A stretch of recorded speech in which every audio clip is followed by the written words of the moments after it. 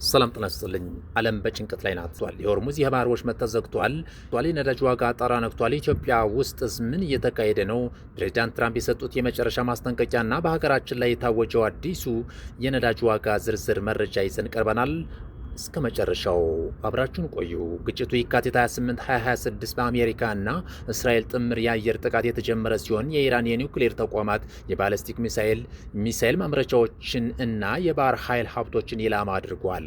በደረሰው ጥቃት የኢራን የበላይ መሪ አያቶላ አሊ ካሚኒ እና ሌሎች ከፍተኛ ወታደራዊ መኮንኖች መገደላቸውን ተከትሎ ቀውሱ ወደ ከፋ ደረጃ ተሸጋግሯል።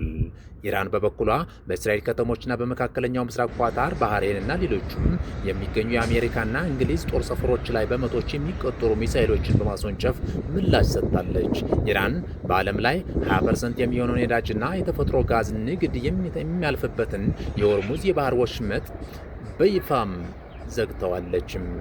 በአሁኑ ወቅት ከ1000 በላይ የሚሆኑ የንግድ መርከቦች በወሽመጡ አካባቢ ተዘግቶባቸው የሚገኙ ሲሆን አብዛኞቹ መርከቦች ደህንነታቸው አስተማማኝ ባለመሆኑ ጉዟቸውንም አቁመዋል።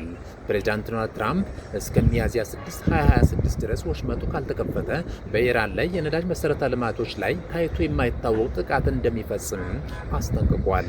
የብሬንት ድፍድፍ ነዳጅ ዋጋ በአንድ በርሜል $120 በላይ በመዝለሉ በመላው ዓለም ኢትዮጵያን ጨምሮ የነዳጅ ዋጋ እና ሸቀጣሸቀጥ ዋጋ በከፍተኛ ሁኔታ እንዲጨምር አድርጓል። በኳታር የሚገኙ ትላልቅ የተፈጥሮ ጋዝ ማምረቻዎች በኢራን ድሮኖች በመመታታቸው በተለይ በአውሮፓ የጋዝ ዋጋ በሁለት እጥፍ እንዲጨምር ምክንያት ሆኗል። ለዓለም ግማሽ የምግብ ምርት አስፈላጊ የሆኑ ማዳበሪያዎች በዚህ ወሽመጥ የሚያልፍ በመሆናቸው ግጭቱ ረዘም ያለ ጊዜ የሚወስድ ከሆነ ዓለም የምግብ ዋስትና አደጋ ላይ የሚወድቅ መሆኑን ተመድ አስጠንቅቋል። እንግሊዝ መሪነቱን በመውሰድ አሜሪካ ያልተሳተፈችበት የ35 ሀገራት አስቸኳይ ስብሰባ ጠርታለች። ዓላማውም አሜሪካ ጥቃቱን ብታቆም ወሽመጡን በዲፕሎማሲያዊ መንገድ ለመክፈት የሚያስችል አማራጭ መፈለግ እንደሆነም ተነግሯል። የተባበሩት መንግስታት የጸጥታው ምክር ቤት ግጭቱ በአስቸኳይ እንዲቆምና የባህር ኃይል ትራንስፖርት ነፃ እንዲሆን ውሳኔ ቢያሳልፍም ግጭቱ ግን አሁንም እንደቀጠለ ነው።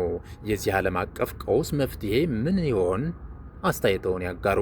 ተመሳሳይ አዳዲስ መረጃዎች ለማግኘት ቻናላችን ሰብስክራይብ፣ ላይክ እና ሼር አድርጉ። ሰናይ ጊዜም